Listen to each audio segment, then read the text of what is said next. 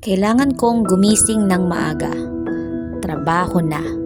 At katulad ng nakagawian, sinasambit ko ang aking mantra. I am healthy. I am happy. I am blessed. Nang paulit-ulit hanggang sa pagdating ko sa opisina. Meron kaming outreach activity sa araw na ito para sa mga batang biktima ng panggagahasa.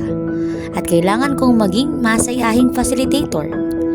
Kailangan kong mapasaya at maging inspirasyon sa mga batang ito. At uulit-ulitin ko sa kanila na heto na ang Project Sagip. Lahat ay handang tumulong. Mga magulang nila na mag-aalaga sa kanila, mga guro at kawani ng DepEd na gagabay sa kanila, mga leader ng komunidad na ipaglalaban sila, mga pulis na pro-protekta sa kanila, at iba pang mga tao na sasamahan sila. Pero nang makita at makasama ko ang mga biktima at marinig ang kani-kanilang mga kwento, biglang umusbong ang hindi maipaliwanag na kalungkutan.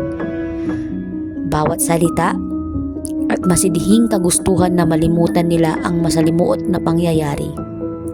Di ko namamalayan ang pagpatak ng luha at tahimik na pakikidalamhati sa kanila.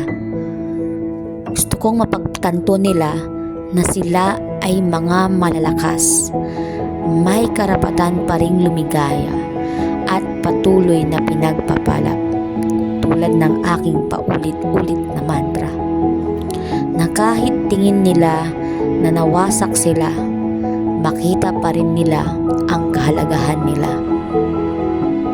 Sa bandang huli, akala ko kaming mga mula sa PNP at DepEd ang magbibigay ng saya at inspirasyon sa kanila. Pero hindi pala. Paghanga sa katatagan ng mga biktima, lubos na kagalakan dahil napagtanto kong di lang pala trabaho ito. Kakaibang sigla at inspirasyon ang naidulot ng proyektong ito. Buti na lang. Sa mundong ito na may hatid ng pait at sakit, anuman ang mangyari, iisa lang ang sigurado. Ang pagmamahal niya ay puro at hindi nagbabago. Ingatan ka, aalagaan ka, sa puso ko ikaw ang